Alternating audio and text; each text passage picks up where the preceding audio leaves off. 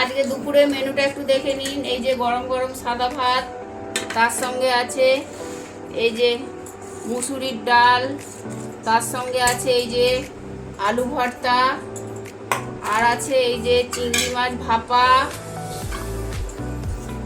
আর এখানে আছে রুই মাছের ঝাল,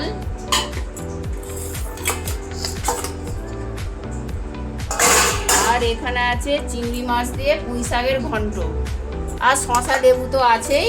এই হচ্ছে আজকে দুপুরের মেনু।